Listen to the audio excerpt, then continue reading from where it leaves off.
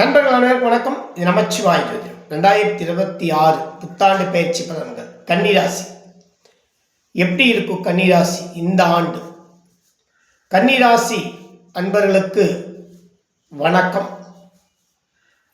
6ஆம் இடத்தில் ராகு, 7ல் சனி பகவான், 10ஆம் இடத்தில் குரு, 12ல் கேது. இந்த அமைப்போடு தான் இந்த 2026ஆம் வருடம் உங்களுக்கு பிறப்பு. கன்னி ராசி குறிப்பாகவே 6ஆம் இடத்துல ராகு இருந்தால் உத்தியோகத்தில் ஒரு மாற்றத்தை கொடுப்பார். உத்தியோகத்தில் ஏதாவது இடமாற்றம் ஏதாவது செய்ய நினைச்சிருந்தா கண்டிப்பாக செய்யலாம். ஏன்னா அந்த 6ஆம் இடத்தை குரு பார்க்குறாரு.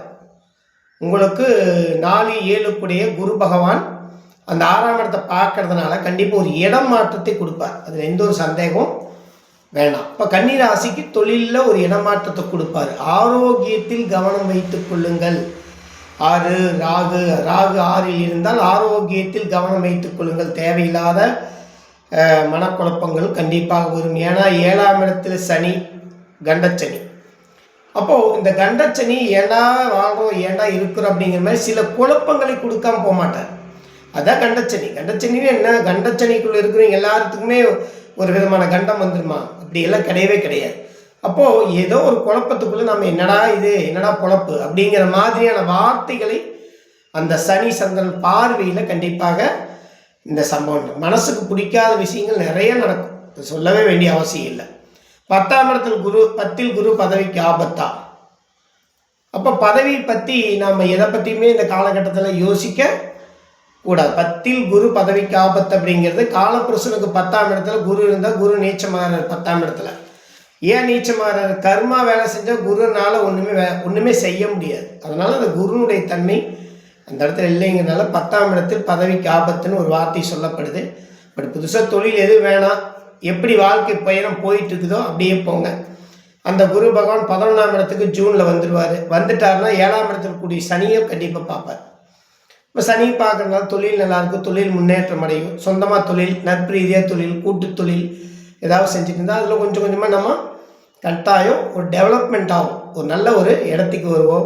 ஸோ எதிர்கால வாழ்க்கை துணை எதிர்பார்த்துட்டு கூடிய ஆணாக இருந்தாலும் பெண்ணாக இருந்தாலும் நல்ல வாழ்க்கை துணை இந்த காலகட்டத்தில் அமைவார்கள் என்கிறது தான் நிச்சயமான உண்மை.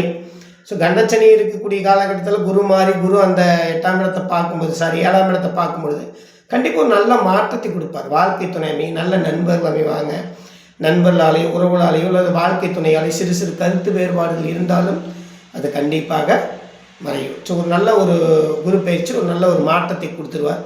புதிய தொழில், புதிய வேலை, புதிய அங்கீகாரம் எது வேண்டாம், இருக்கிற மாதிரி போங்க. வாழ்க்கை சிறப்பாக இருக்குது. 12ஆம் இடத்துல கேது.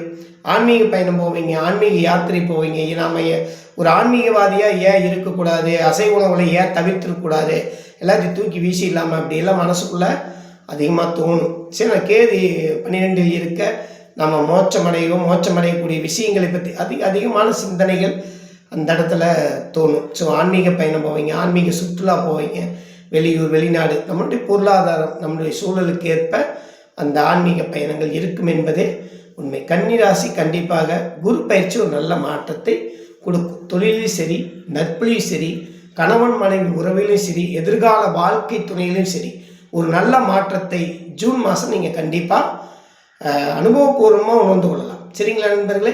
ஸோ கன்னிராசிக்கு மிக அற்புதமான காலகட்டம் என்றே சொல்லலாம். எதை செஞ்சாலும் யோசிச்சு செய்யுங்க, மனசை லேசாக வச்சுக்குங்க. அதுதான் ரொம்ப முக்கியம். பாத யாத்திரை போகக்கூடிய பக்தர்களுக்கு உங்களால் முடிஞ்சதை உதவி செய்யுங்க. அது ரொம்ப நல்லாயிருக்கு. இந்த கண்டச்சனியில் சனி சந்திரன் பார்வை இந்த தொடர்புகள் ஒரு பாத யாத்திரை போவங்களுக்கு நல்ல ஒரு தானம் கொடுக்கறது இதெல்லாம் நல்ல ஒரு யூஸ்ஃபுல்லான ஒரு பரிகாரமாக இருக்கும். செய்யுங்க. கண்டிப்பாக கன்னிராசி மீண்டு வந்துடுவீங்க. அதெல்லாம் ஒன்றும் போட்டு மனசை குழப்பிக்க வேண்டாம். கண்டிப்பாக வெற்றி உங்களுக்கே. அது எப்போ? ஜூன் மாதம். நன்றி, வணக்கம். இது நமச்சிவாய் ஜோதிடம். வாழ்க வளமுடன்.